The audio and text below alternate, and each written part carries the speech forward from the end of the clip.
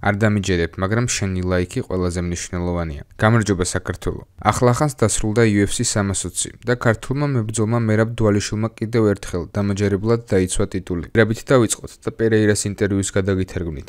მაშ დავიწყოთ. მერაბ დვალიშვილმა დაამარცხა კორი სენთგენი ერთსულოვანი გადაწყვეტილებით. 49-45, 49-45 და 49-46 და დაიცვა ტიტული სუპერმსუბუქ წონაში. ეს მისი ზედიზედ მე-14 გამარჯვებაა. მას 2018 წლის შემდეგ არ წაუგია. მერაბის რეკორდი 21 გამარჯვებას და 4 მარცხს შეადგენს. დვალიშვილმა დღეს 20 ტეიქდაუნი შეასრულა. ეს UFC-ს 5 რაუნდიანი ბრძოლების ახალი რეკორდია და პრომოუშენის ისტორიაში მეორე რეზულტატი. პირველ ადგილს ხაბიბ ნურმაგომედოვი იკავებს 21 ტეიქდაუნით. UFC 320-ზე უკვე მესამე ტეიქდაუნის შემდეგ მერაბ დვალიშვილი გახდა UFC-ს პირველი მებრძოლი, რომელმაც კარიერაში 100 გდება შეასრულა. საბოლოო ჯამში მან საღამო 117 გდებით დახურა. ეს უკვე მეხუთე ბრძოლაა UFC-ში, რომელშიც მან 10-ზე მეტი ტეიქდაუნი შეასრულა. ესეც კიდევ ერთი ორგანიზაციის რეკორდი. მერაბ დვალიშვილი გახდა სუპერმსუბუქი წონის პირველი მებრძოლი, რომელმაც სამჯერ მოახერხა ტიტულის დაცვა ერთი კალენდარული წლის განმავლობაში. თუ UFC მას ხელს შეუწყობს, დეკემბერში კიდევ იბრძოლებს და მეოთხეჯერ დაიცავს ტიტულს. მერაბს ულოცავ ამ გამარჯვებას და ვუსურვებ მეოთხე დაცვას 2025 წელს. ალექს, პირველ რიგში გამარჯვებას გილოცავ. იცოდი თუ არა, რომ ასე აგრესიულად უნდა გებრძოლა. იმის გამო, რომ შეუძლოდ იყავი და პირველი ბრძოლა ვერ იჩხობე. ამის გამოსწორება გინდოდა? თუ უბრალოდ შეხვედი და მომენტის ემოციები იგრძენი? არა, ყველაფერი დაგეგმილი იყო. გლოვერ ტეშეირამ ინტერვიუ ჩაწერა და თქვა, რომ პირველივე რაუნდში ვნახავდი ცხოვობას, ამიტომ ყველაფერი დაგეგმილი იყო. შენ ძალიან კარგად გაართვი თავი ბრძოლამდელ პროცესს.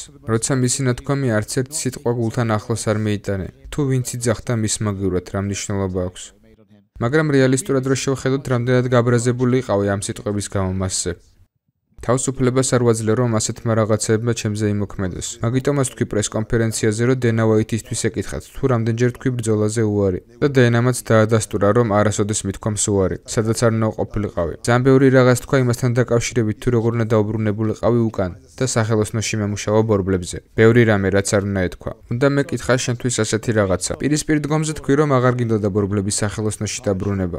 ხალხი, ვინც შენ გიცნობს, იცის ამ ყველაფრის მნიშვნელობა, მაგრამ ისინი, ვინც არ გიცნობენ, რა მნიშვნელობა აქვს ამ შენ სიტყვებს და რატომ ჩათვალე საჭიროდ, რომ ეს მისთვის მაგ მომენტში გეთქვა? ეს უბრალოდ ჩემთვის გავაკეთებ. მინდოდა უბრალოდ დამემახსოვრებინა ის მომენტი და ამეკიდებინა ეს პასუხისგებლობა ჩემს თავზე. იმიტომ რომ აღარ მინდა იქ დაბრუნება. ძალიან ბევრი ადამიანი მეკითხება, როგორ მოახერხე, რომ ბორბლების ხელოსანი იყავი და მსოფლიო ჩემპიონი გახდი. ამ კითხვას მეც უსვამდი ჩემს თავს და მთელი ამ დროის განმავლობაში ჩემს თავს პირობას ვაძლევდი, რომ უკან აღარ დავბრუნდებოდი. რა თქმა უნდა, ბრაზილიაშიც დავბრუნდები და სახელოსნოშიც, მაგრამ ამ კამარს თან წავიღებ. ეს ჩემგან ბოლო კითხვაა. არ ვიცი, გაქვს თუ არა ამის შესახებ ინფორმაცია. საშუალო წონის ჩემპიონმა ხამზად ჩიმეევმა გამოგიწვია. გილოცავ, მაგრამ ახლა ჩვენ საქმე გვაქვს დასასრულებელი.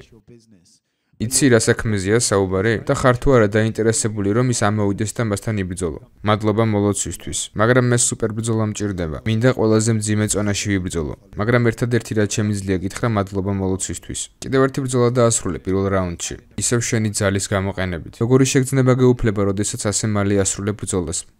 უბრალოდ ფიქრობდი, რისი გაკეთება მინდოდა პირველ ბრძოლაში და გლოვერმა ცხოი წინასწარმეტყველა ეს ყველაფერი. ამას ინტერვიუებში მიტო იძახდა, რომ ხედავდა დარბაზში, რასაც ვაკეთებდი და ზუსტად ის მოხდა, რასაც ის იძახდა. შენ დაგვიმტკიცე, რომ ნებისმიერი ოპონენტისთვის შეგიძლია ადაპტირება. რა არის იმ ვარჯიშის ნაწილი, რომელიც მენტალურად ასეთი რაღაცებისთვის გამზადებს? მისთვის უკვე ერთხელ მოემზადე, მაგრამ საკმარისად კარგად არ გძნობდი თავს იმისთვის, რომ ეს გეგმა გადმომეტანა რეალობაში. ვიცოდი, რაც უნდა გამეკეთებინა. ჩემი თავისთვის უნდა მიმეხედა. დავბრუნებულიყავი და ის გამეკეთებინა, რაც უკვე ვიცოდი. აკეთ, ალექს. გავიგე, როგორც თქვი, რომ სუპერბრძოლებით იყავი დაინტერესებული. შეგიძლია განავრცო ამის შესახებ? ეს ტომას პინალს და სირილ განს შორის გამარჯვებულია? თუ შენი გეგმის ნაწილი ჯონ ჯონსი იყო, იქამდე სანამ მისი ძმის გარდაცვალების შესახებ გაიგებდი. მის კითხვას ერთხელაც გავცემ პასუხს. ამ საკითხს კიდევ ერთხელ შევეხები. ყველანაირი პატივისცემის და მიუხედავად, ამ სიტუაციასაც ძალიან დიდ პატივს ვცემ და ამას კულისებს მიღმაც ვიძახდი. ძალიან ბევრი ადამიანი ცდილობს, რომ რაღაც ისეთი შექმნას, რაც რეალურად არ არის. კიდევ ერთხელ ვამბობ, ყველანაირი პატივისცემით. ჯონ ჯონსის გამოწვევა მინდოდა, თეთრი სახლის ღონისძიებაზე მინდოდა გამომეწვია ის. მაგრამ იქიდან გამომდინარე თუ რა მოხდა, ამაზე ლაპარაკის შესაფერისი დრო არ არის. მართალი ხარ, სამართლიანია.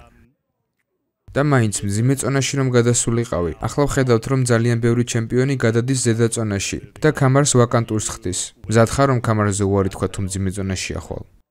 არ ამგონია ეს საჭირო იყოს. ყველა მიცის რამდენად ხშირად ვჩხუბობ, ამიტომ ეს პრობლემას არ წარმოადგენს. დენა ვაითი აქ იყო ცოტა ხნის წინ და ჩემი აზრით არანაირი წარმოდგენა არ ქონდა იმის შესახებ რომ ზედა წონაში გინდა ასვლა. ახლა რომ ეს ახსენო დარწმუნებული ვარ შეხვდებით და ამაზე დაილაპარაკებთ. რას ეტყოდი დენა ვაითს ამის შესახებ? ამაზე კულისებში უკვე ვისაუბრეთ. და რა თქვა? საიდუმლოა. და რა თქმა უნდა თუ ამ დივიზიონში დარჩები. ირი პროჰასკას ჰქონდა ძალიან კარგი ნოკაუტი. კარლოს ულბერგმაც ნოკაუტით მოიგო წინა კვირას. თუ ამ დივიზიონში დარჩები, გსურს თუ არა ისევ ირისთან ბრძოლა. თუ ახალი ოპონენტი გსურს. საუკეთესო, ვინც საუკეთესოა გამოუშვით. ალექს, უყურე ჟირი პროჰასკას და ხალილ რაუნდთრის ბრძოლას? და თუ უყურე რას ფიქრობ? ამ ბრძოლის შედეგი ისედაც წინასწარ ვიცოდი. ირი პროჰასკა ძალიან ბევრს მოძრაობს. ხალილი კი პირიქით. ჩასაფრებულია და ზუსტ დარტყმებზეა კონცენტრირებული. გეგმას მიყვება. გუნდთან ერთად განვიხილავდით ამ ბრძოლას. და თითქოს ხალილი რაღაც უჩვეულოდ ბევრს მოძრაობდა. ალბათ ამანაც დაღალა საბოლოო ჯამში. ის ხომ ამდენ მოძრაობას მიჩვეული არ არის. დარწმუნებული ვარ ამან დაღალა. არ ვიცი დაინახე თუ არა, ან ვინმეს ხომ არ უჩვენებია. როდესაც მოიგე პროჰასკა მაყურებლებში იდგა. ძალიან ემოციური იყო და შენი გამარჯვებით ბედნიერი იყო. რა თქმა უნდა თქვენ ორს ისტორია გაკავშირებთ. შენთვის რას ნიშნავს, როდესაც ხედავ რომ ის შენი გამარჯვებით ასეთი ბედნიერია? ჩემი აზრით ეს შესანიშნავია. ის დაბრუნდა კიდეც სამედიცინო შემოწმებას როცა გავდიოდი, რათა გამარჯვება ეთქვა. ის და ხალილ რაუნდთრი ძალიან კარგი ბიჭები არიან. ყოველთვის პატივისცემით არიან დამოკიდებულები, განსაკუთრებით პროჰასკა. ერთი ბოლო კითხვა ჩემგან. შენთვის რა უფრო მნიშვნელოვანი იყო, შენთვის დაგემტკიცებინა რომ საუკეთესო ხარ, თუ ხალხისთვის დაგემტკიცებინა რომ საუკეთესო ხარ? მე უბრალოდ ჩემს საქმეს ვაკეთებ. ზოგჯერ ძალიან ბევრი შრომა გიწევს. ეს კი სხვა ხალხმა უნდა შეაფასოს. თუ ერთ დღეს ხალხი გადაწყვეტს რომ საუკეთესო ვარ, ძალიან გამიხარდება. და თუ ასე არ იფიქრებს, ამასაც არ აუშავს. თავარი ისაა რომ ჩემი ოჯახი და მეგობრები კარგად არიან. საბოლოო ჯამში ეს არის ყველაზე მნიშვნელოვანი. ალექს აქეთ. შენ და მერაბი კულისებში ერთად აღნიშნავდით. თქვენ ორნი ყველაზე აქტიური ჩემპიონები ხართ. როგორი შეგრძნება იყო მასთან ერთად ტიტულის გაზიარება? შესანიშნავი. მას ძალიან მაგარი ენერგია აქვს. ყოველთვის ვიძახდი რომ მას გასაოცარი კარდიო აქვს. და მარტივი გამოსაცნობია რომ ძალიან ბევრს შრომობს. ძალიან მოწადინებული ადამიანია. მასთან ერთად ტიტულის აღნიშვნა მართლა გასაოცარი იყო. გილოცავ ჩემპიონო. გილოცავ ალექს. არ ვიცი MMA ფაითინგის სტატია ნახე თუ არა. წინა კვირას მე და მაქს კავალერი შენი გამოსვლის შესახებ საუბრობდით. მისი ახალი ალბომის სახელი შამაა. ეს შენ და ბრაზილიას გეძღვნებოდ. ნახე ეს სტატია? ხო, ვიცოდი ამის შესახებ. ჩემი აზრით ძალიან მაგარია. უბრალოდ ძალიან ფოკუსირებული ვიყავი ამ ბრძოლაზე. ახლა კი შემიძლია სხვა რაღაცებსაც დავუთმოდრო. ახლა ბრაზილიაში ვბრუნდები, ასე რომ შეიძლება შევხვდე კიდეც. გილოცავ. ალექს, ძალიან ბევრჯერ აგიტეხია ხალხი რომ შენთან ერთად შამა ეძახათ. ბოლოს რომ ხელები აწიე და შამას იძახდი. რამდენად განსაკუთრებული შემთხვევა იყო ეს? საგიჟეთი იყო. ხალხი კინაღამ გაგიჟდა. ვიგძენი რომ რაღაც უფრო მეტი მჭირდებოდა. შემდეგ ხელები ავწიე და უბრალოდ ყველაფერი შევიგძენი. მეც და მთლიანი არენაც ერთ ტალღაზე ვიყავით. თითი როგორ გაქვს? ნახე რომ ბოლოს ხელს იკიდებდი. ხო, ჩემი თითი. თითქმის დარწმუნებული ვარ რომ მოტეხილია. ძალიან კარგი ტაქტიკა აღმოაჩინე, რამაც ვლაჰოვიჩიც კარგად იმუშავა. წვივის შიდა მხარეს მოვარტყი. რამდენჯერმე მოვარტყი. შემდეგ დგომით შეცვალა და უბრალოდ დისტანცია კარგად ვერ გავთვალე. შემდეგ კიდევ ერთხელ მოვარტყი წიხლი. წინა ფეხზე მოხვდა თითის წვერი და ჩემი აზრით ამან მომტეხა.